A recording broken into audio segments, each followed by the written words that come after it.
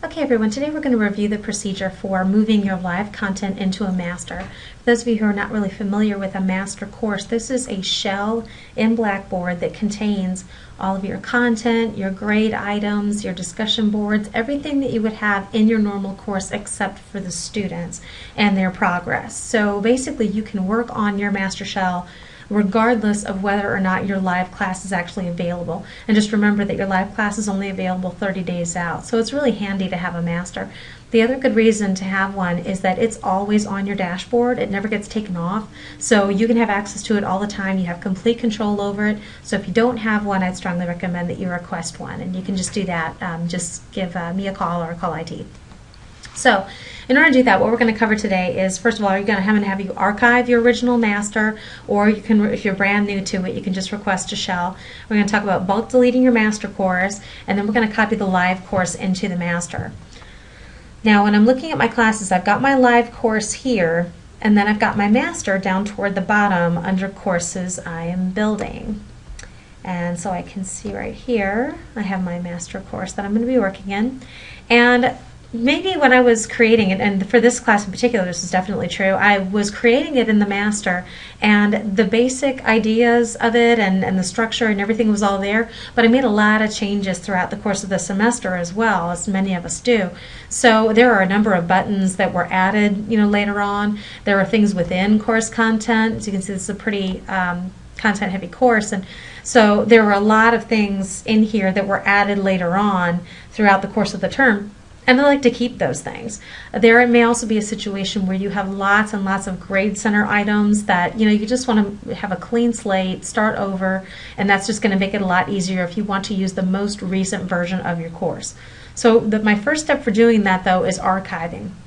And the reason is this: these master courses, while they're really handy to have around, they are not archived as part of the IT process. Okay, very, very important to note. The live terms, fall, spring, summer, all the various sections that actually have students in them, those are archived, but masters are not. You're going to have to go in and do that yourself, so it's very important that you do that. So if I click on Packages and Utilities, then I can see it's got an option to export and archive my course. I'm going to go ahead and click that, and I'm just going to click Archive. If I want to include the Grade Center history, then I can. If it's archiving a course that has students that I want to keep track of everything that was going on, then I want to do that. Otherwise, don't worry about it. So I'm just going to hit Submit here. And you can see it gives me the notification here that says it's been queued and an email is going to be sent when your process is complete. So that's kind of important to note because it can take, just a couple of minutes.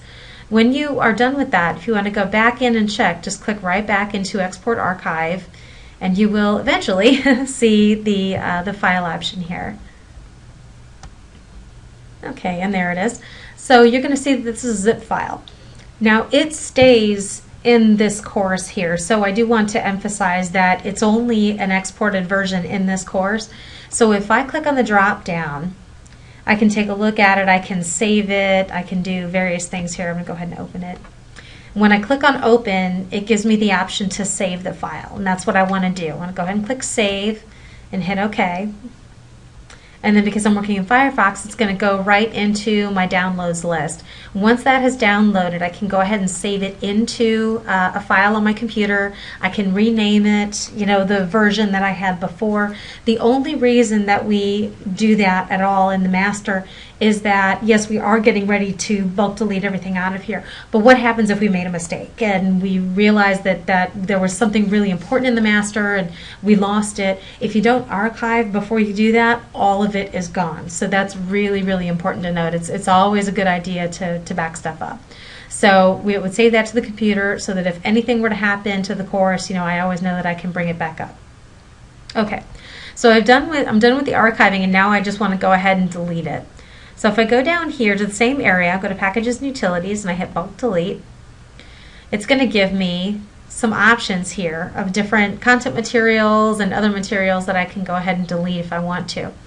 So I'm going to go ahead and these are the actual content buttons that it says you have these options to delete these things. And because because I know that my live course is exactly the way I want it to go, I'm just going to go ahead and delete everything in here. Users, that sort of thing doesn't necessarily mean anything or do anything if there are no users in it, as there aren't in the master, but I'm going to go ahead and delete it anyway.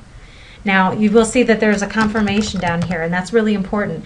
It asks you to type in the word delete to be absolutely sure that you know that when you do this, it's gone. So that's very, very important. But we archived it, so I'm not worried about it.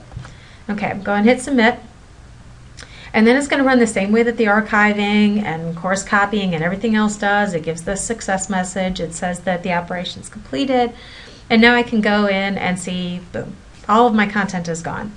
And sometimes that's a terrifying feeling for people, but for us, that's exactly what we wanted, was just a completely clean slate so we can go back to the class the way that it was created, or the way that it was taught, rather, and then I can just move that stuff in there. So I'm going to go ahead and go into my live class here.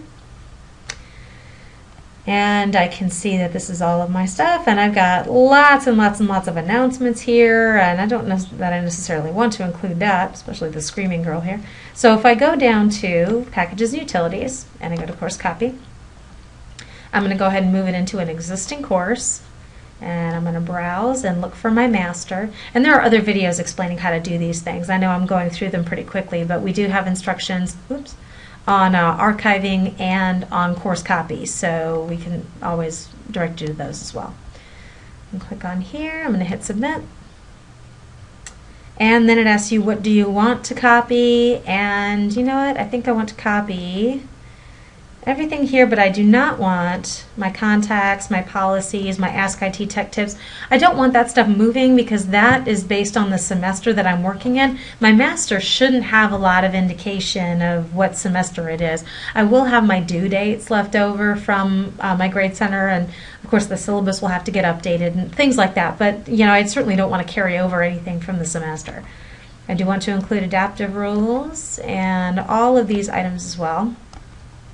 But just like in the regular course copy, and you can choose to select settings if you want, and then everything will come over in those purple buttons. But I like my master looking a little bit more like a default, so I'm going to leave that one out. I'm not going to include my enrollments in the copy. It's very important. I don't want students going with it, so I'm going to hit submit.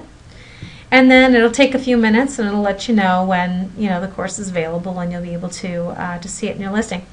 Now, when you go in there, please remember that it's very important, as with all course copies, and it's just as true for the master as it is for anything else, that if the system has a set of default buttons, and if what you have created is not within that default, it's going to kick it down to the bottom. And you can see here that the defaults are all still here, that everything is still working, but that's because the course copy is still going on. Now, I had some buttons that were located really kind of up here, links and portfolios and things like that. As I go in and check my master, it'll go ahead and update itself as we go through.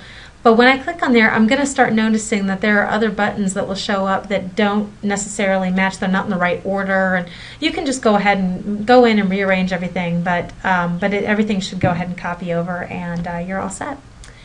All right, and if anybody has questions on anything about this process, just give us a holler. Thanks.